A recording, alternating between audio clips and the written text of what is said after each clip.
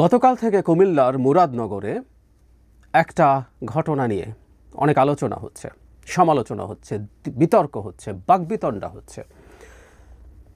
ঘটনাটা আরও আগে ঘটেছে, কিন্তু গতকালই এটার একটা ভিডিও সোশ্যাল মিডিয়াতে ভাইরাল হয়েছে, যেখানে একজন নারীকে, এবং এই নারীর ক্ষেত্রে আরেকটা নতুন ডাইমেনশন আছে, এক্সট্রা ডাইমেনশন আছে এখন এই মুহূর্তে, এটাও আলোচনার ব্যাপার, কারণ এটা নিয়ে অন্তত ভারতের মিডিয়া প্রচুর শোরগোল করবে।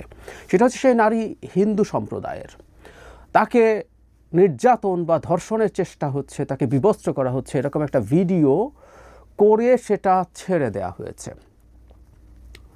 এবং প্রথম যেভাবে খবর এসছে, এবং সেটাতেই আসলে মূল ডিবেটটা, সেটা হচ্ছে যাকে প্রধান অভিযুক্ত এখানে বলা হচ্ছে তিনি বিএনপি করেন, এরকম একটা তথ্য সামনে আসার কারণে যেটা হয়েছে, এটা মারাত্মকভাবে পলিটিসাইজড হয়েছে। অনেকেই এটাকে বিএনপি এই রকম করছে, তাদেরকে নিয়ে কি হবে, ক্ষমতায় না আসতেই এই অবস্থা, ক্ষমতায় আসলে কি হবে, নানান কথাবার্তা শুরু হয়ে গেছে। এই সময়ের মধ্যে যেটা হয় তাহলে আসলে যে এইরকম একটা মারাত্মক ঘটনা, এই ঘটনাটা নিয়ে অবশ্য দ্বিমত আছে, এইটুকু একটু বলে রাখা ভালো। সেটা হলো কেউ কেউ বলছেন, আমি নিশ্চিত নই, কোনো মেইন স্ট্রিম মিডিয়াতে আসেনি, কিন্তু গুরুত্বপূর্ণ ফেসবুকের রিলায়েবল লোকজনও লিখছেন যে এটা আসলে ঠিক ধর্ষণের ঘটনা না, এটা এক ধরনের এক্সট্রাম্যারাইটাল রিলেশনস, এরা তাদের এলাকার মানুষজনের কাছে ধরা পড়েছেন বলে এই ধরনের কাজ করা হয়েছে। যদিও এটাও আমরা বলবো, এটা যদি সেটাও হয়ে থাকে, এইরকম বিভৎসতা কেউ করতে পারে না, কোনোভাবেই পারে না, এটা নিয়ে আর কোনো আলোচনার কিছু নাই। কিন্তু আমরা ধরে নেই এখন পর্যন্ত এটাই যেহেতু অ্যাস্টাবলিশ, এবং যিনি ভুক্তভোগী তিনি ধর্ষণের এবং তাকে নির্যাতনের মামলাই করেছেন, সেই কারণে আমরা এটাকেই প্রাথমিকভাবে ধরে নিয়েই আলোচনা করি।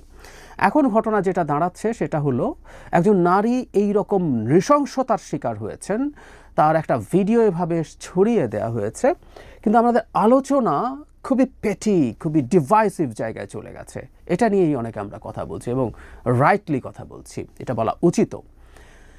একজন নারীর ক্ষেত্রে এই ঘটনা যখন ঘটবে, তখন অনিবার্যভাবেই আমরা সবাই চাইবো যে তার বিচার হোক, খুব দ্রুত অপরাধীদের গ্রেফতার করা হোক, তাদেরকে বিচারের আওতায় আনা হোক, এবং বিচারটা যাতে গড়িমসি না হয়। এখানে ভিডিও আছে, অনেক অ্যাকিউজডকে দেখা যাচ্ছে, সো তাদের বিচার খুব দ্রুত হওয়া সম্ভব, আমরা সেগুলো বলবো, সেগুলো করব।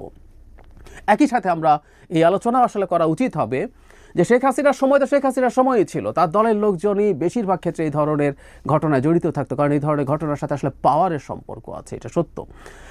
তো সেটা যদি হয়ে থাকে, এখন এই সরকারের আমলে বিভিন্ন ক্ষেত্রে নারীরা যখন ধর্ষণ ছাড়াও বিভিন্নভাবে নিপীড়িত হয়েছে, নির্যাতিত হয়েছে, তারা সেলিব্রেটেড হতে আমরা দেখেছি।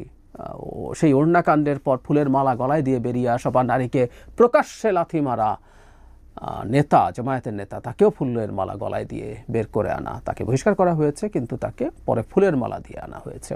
এই রকম ঘটনা যখন সমাজে ঘটেছে, সেই সমাজে অনেকের স্পর্ধা বাড়বে, এবং এই মুহূর্তে আসলে এই ধরনের ঘটনা ঘটানোর জন্য অনেক পাওয়ার লাগবে সেটাও না, কারণ দেশটা এখন অনেকখানি মবের মূল্যকে পরিণত হয়েছে। কিছু লোক একত্র হলেই আসলে তার একটা অন্য ধরনের সক্ষমতা তৈরি হয়, সেটা স্টেটের পাওয়ারকেও চ্যালেঞ্জ করতে পারে। বাংলাদেশ সেই জায়গায় চলে গেছে এই সরকারের সময়। এই সমালোচনা আমরা খুব নিয়মিতভাবেই করছি, কিন্তু যেটা আসলেই অ্যালার্মিং সেটা হচ্ছে, আমরা এবার এটাও ধরে নেই, এটাও অবশ্য আলোচনায় এসছে, যিনি এই কাণ্ডের সাথে মূলত জড়িত তিনি আসলে আওয়ামী লীগ করেন, তিনি আওয়ামী লীগের সাথে দীর্ঘদিন অ্যাক্টিভ রাজনীতি করেছেন। আমরা তর্কের খাতিরে ধরে নিই তিনি বিএনপি করেন, কিন্তু খেয়াল করি আমরা তিনি বিএনপি করেন এই পরিচয়টা দিয়ে বিএনপি যাবতীয় সব, মানে ভবিষ্যতে কি করবে না করবে, এটাকে পলিটিসাইজ করা হচ্ছে। একটা কথা অবশ্য বলে রাখা ভালো, সেটা হচ্ছে রাজনৈতিক দলগুলো একে অপরের দুর্বলতা নিয়ে রাজনীতি করবে, এটা করতে হয়, এটা করা উচিত, কারণ এটা নিয়ম। একটা দল দেখানোর চেষ্টা করবে যে আমি ভালো, আরেকটা দল খারাপ, সেই কারণে তুমি আমার কাছে আসবে। সুতরাং এটাকে আমি রাজনীতির পয়েন্ট অফ ভিউতে মানে জেনারেলি খারাপভাবে দেখি না। কিন্তু একটা ধর্ষণ ঘটেছে, সেই ধর্ষণটাকে মানে যথেষ্ট তথ্য প্রমাণের আগে, যদিও দু একটা মেইন স্ট্রিম মিডিয়াতে নাকি এভাবেই এসছেন এই বিএনপির নেতা, এখন বাংলাদেশের মেইন স্ট্রিম মিডিয়াগুলো পোস্ট শেখ হাসিনা কীভাবে কাজ করছে আমরা আসলে দেখতে পাচ্ছি। বিভিন্ন রকম গ্রুপের কাছে তারা চলে গিয়ে 180 ডিগ্রি উল্টো কথাবার্তা বলছে। সো এটাও একটা খুব ইন্টারেস্টিং টাইম। হোয়াট এভার, এটা যখন এসছে তখন এটাকে ওইভাবে দৃষ্টিভঙ্গিতে না দেখে একটা অপরাধ ঘটেছে, এবং বিএনপি তারাও যেন এই ব্যাপারে তাদের সতর্কতা হয়, এই অ্যালার্মিংও দেওয়া যায় যে তাদের দলের লোকজন যখন এটা করবে।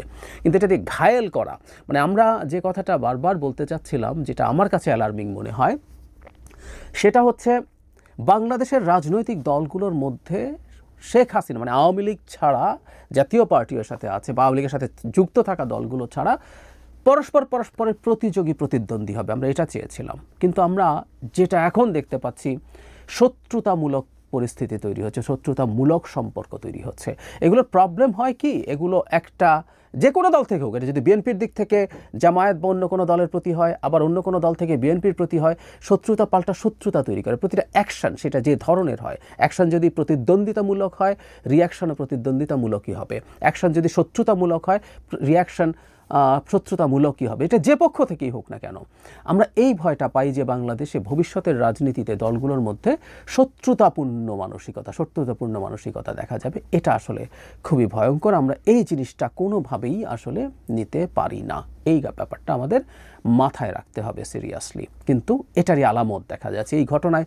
সবচেয়ে বড় ফাইন্ডিং সম্ভবত এটা। আর একই সাথে এটা একটা বড় ফাইন্ডিং যে একটা রাজনৈতিক রং আছে বলে এটা নিয়ে প্রচুর শোরগোল আছে, প্রচুর কথাবার্তা আছে।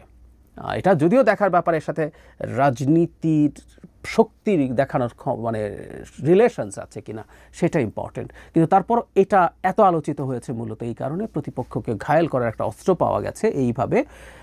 এটা না হোক, বাংলাদেশে একজন নারী এই বিভৎসতার শিকার হয়েছেন। এটা কার দ্বারা হয়েছেন, কিভাবে হয়েছেন, প্রত্যেকটা নাগরিকের তার পক্ষে দাঁড়িয়ে যাওয়া সবচেয়ে জরুরি ছিল। নির্যাতিত হওয়া এবং সেটা ভিডিও করে সেটা ছেড়ে দেওয়া, এর চেয়ে বিভৎস কিছু তো আসলে হতে পারে না। সো আমাদের সব কিছু ছড়িয়ে রেখে এই জায়গায় দাঁড়ানো উচিত। রাজনীতি সব কিছু নিয়ে করা যাবে, কেউ কেউ বলে সব কিছু নিয়ে কি রাজনীতি করা যাবে, কিন্তু আমরা বারবার যে কথাটা বলতে চাইছি, আমাদের রাজনীতি যেন রাজনীতি হয়। রাজনীতি মানে প্রতিদ্বন্দ্বিতা, প্রতিযোগিতা, রাজনীতি মানে শত্রুতা না। এই ব্যাপারটা জরুরি।